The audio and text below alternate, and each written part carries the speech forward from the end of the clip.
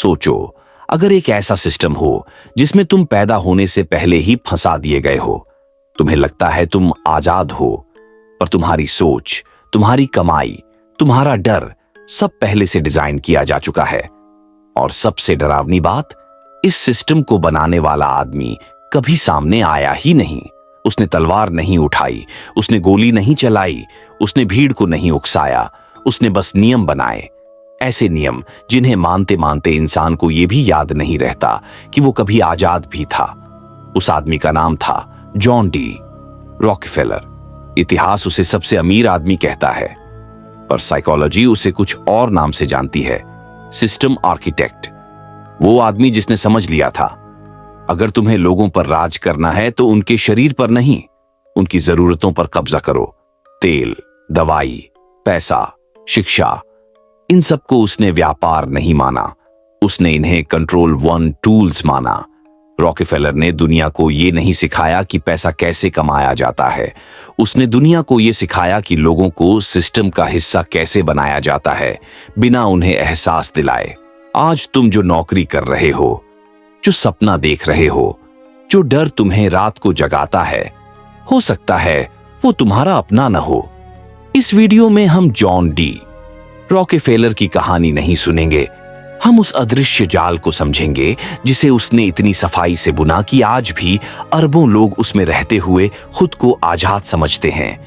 ये कहानी तुम्हें असहज करेगी, ये कहानी तुम्हारी सोच पर वार करेगी, और हो सकता है इस वीडियो के बाद तुम दुनिया को पहले जैसा कभी न देख पाओ, क्योंकि कुछ सच ज्ञान नहीं देते, वो नींद तोड़ देते हैं। रॉकफेलर का पहला dark rule, control through dependency, वो नियम जिसने इंसान को मेहनती नहीं, जरूरतमंद बनाया।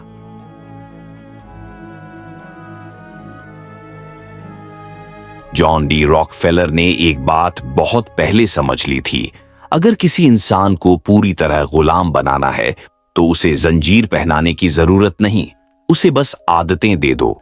आदतें जो जरूरत बन जाए, और जरूरतें जो मजबूरी बन जाए। रॉकफेलर ने तेल बेचना शुरू नहीं किया था, उसने पहले यह तय किया कि दुनिया को तेल के बिना जीना असंभव कैसे बनाया जाए। जब तक इंसान बिना किसी चीज के जी सकता है, वो आजाद है। लेकिन जिस दिन कोई चीज उसकी रोजमर्रा की जिंदगी का हिस्सा बन जाए, उसी दिन उसकी आजादी खत्म। रॉकफेलर ने समझा, पावर प्रोडक्ट में नहीं होती, पावर डिपेंडेंसी में होती है।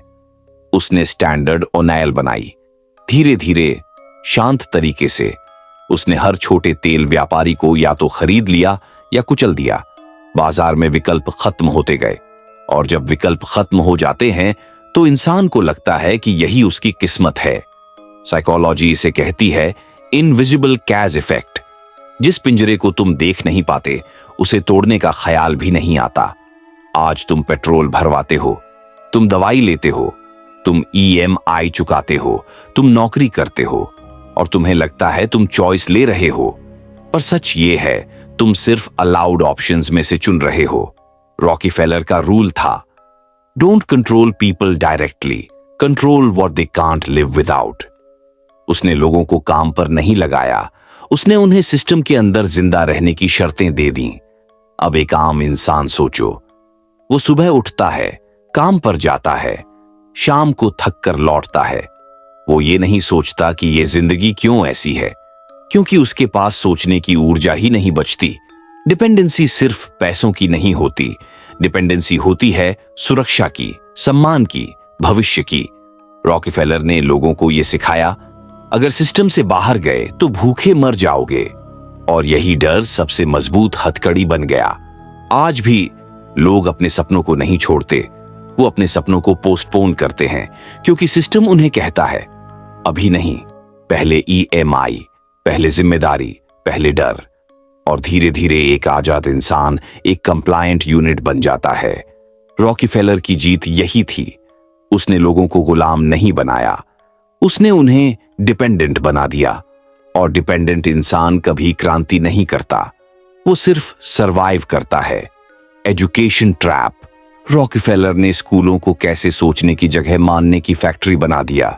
जॉन डी रॉकफेलर को यह पता था, अगर किसी इंसान को जिंदगी भर कंट्रोल करना है तो उसे जवान होने पर नहीं, बचपन में प्रोग्राम करो। बच्चा कच्ची मिट्टी होता है, जो उसमें डाल दिया जाए वो उसी शक्ल में सख्त हो जाता है। रॉकफेलर ने एक बार कहा था, मुझे थिंकर्स नहीं चाहिए, मुझे वर्कर्स चाहिए। ये कोई गुस्से में कही गई लाइन नहीं थी, ये एक सिस्टम स्टेटमेंट था। उसने स्कूलों में पैसा लगाया, कॉलेज बनाए, फाउंडेशंस खोली। दिखने में ये दान था, असल में ये डिजाइन इन्वेस्टमेंट था। स्कूल का स्ट्रक्चर देखो, घंटी बजती है, बच्चा उठता है, घंटी बजती है, बच्चा बैठता है।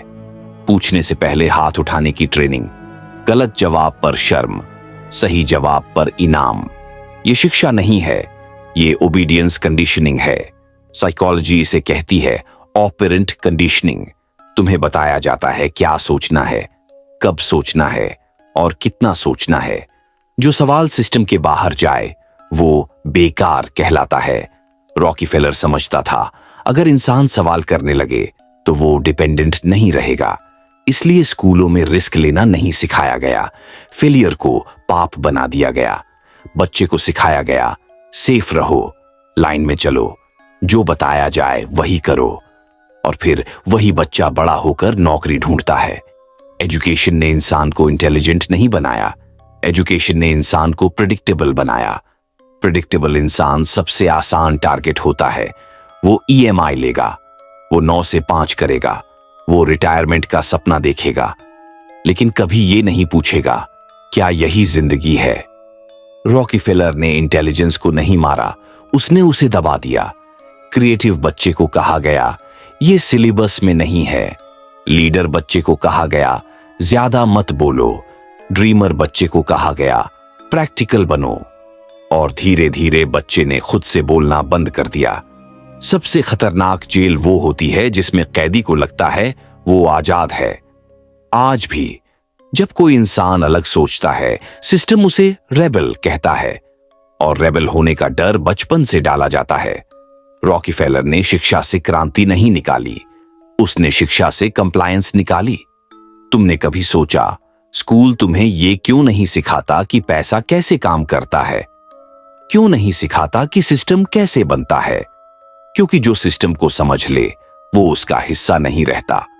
रॉकीफेलर ने स्कूलों को नॉलेज का मंदिर नहीं बनाया, उसने उन्हें माइंड फैक्टरीज बनाया, जहां इंसान नहीं यूनिट्स निकलते हैं। मेडिसिन एंड हेल्थ कंट्रोल कैसे बीमारी को इलाज से ज्यादा लाभदायक बनाया गया। जॉन डी रॉकफेलर ने एक और सच समझ लिया था, स्वस्थ इंसान सवाल करता है, लेकिन बीमार इंसान बस राहत चाहता है। बीमारी डर पैदा करती है, और डर में पड़ा इंसान किसी भी अथॉरिटी को भगवान मान लेता है। रॉकफेलर ने यह नहीं सोचा कि लोगों को कैसे ठीक किया जाए, उसने ये सोचा लोग हमेशा इलाज पर निर्भर कैसे रहें। उस दौर में इलाज का मतलब सिर्फ दवा नहीं था, नेचुरल हीलिंग थी, आयुर्वेद, हर्ब्स, लाइफस्टाइल चेंज। लेकिन ये सब चीजें सिस्टम के लिए खतरनाक थीं। क्यों? क्योंकि जो इंसान खुद को ठीक करना सीख जाए वो मार्केट नहीं बनता। रॉकीफेलर ने मेडिसिन को सेवा नहीं माना, उसने इसे इंडस्ट्री बनाया।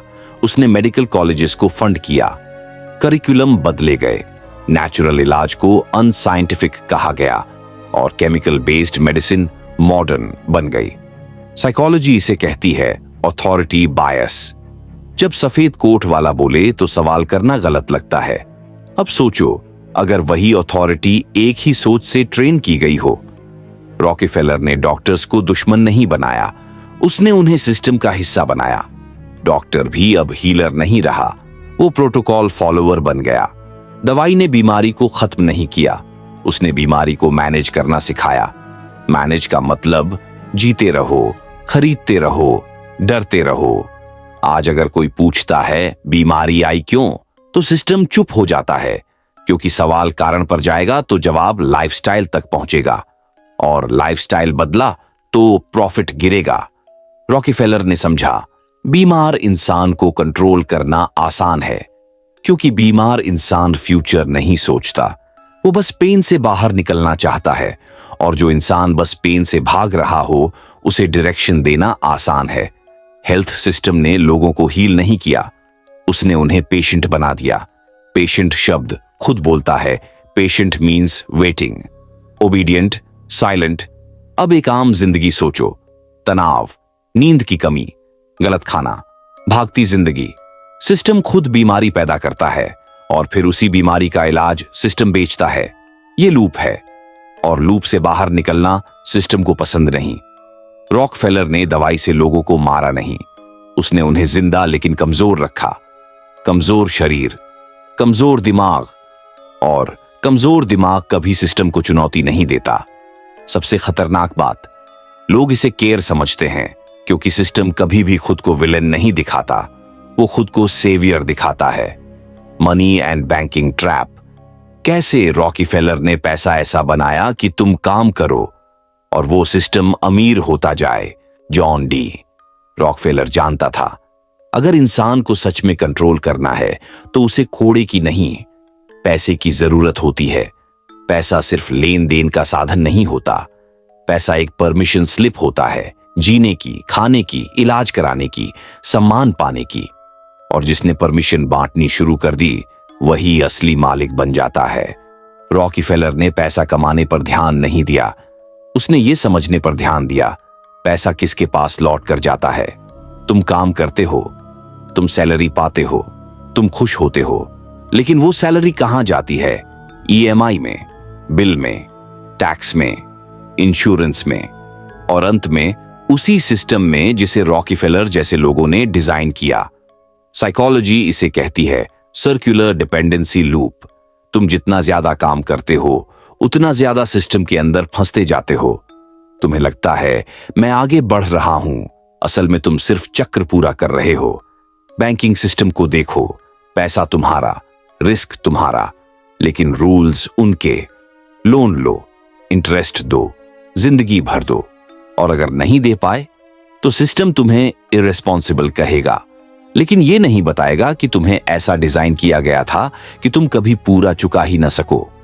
रॉकीफेलर समझता था डेट सबसे मजबूत जंजीर है। गरीबी इंसान को तोड़ती है, लेकिन डेट इंसान को पालतू बना देती है। डेट वाला इंसान नौकरी नहीं छोड़ता, सच नहीं बोलता, रिस्क नहीं लेता, क्योंकि उसके पीछे एक डर खड़ा होता है। अगर सब टूट गया तो, और डर में पड़ा इंसान सबसे अच्छा वर्कर बनता है।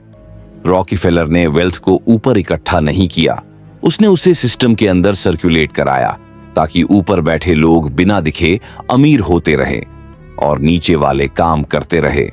उम्मीद में तुम्हें सिखाया गया पैसा मेहनत से आता है, लेकिन यह नहीं सिखाया गया पैसा स्ट्रक्चर से आता है।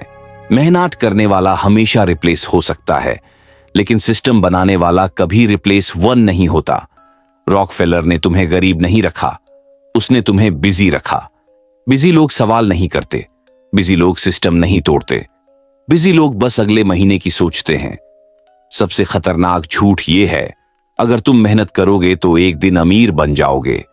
यह सपना सिस्टम का सबसे बड़ा हथियार है, क्योंकि सपना दिखता है लेकिन रास्ता नहीं। रॉकीफेलर जानता था अगर हर इंसान अमीर बन गया तो कोई काम कौन करेगा, इसलिए उसने अमीरी को गोल नहीं, लॉटरी बना दिया।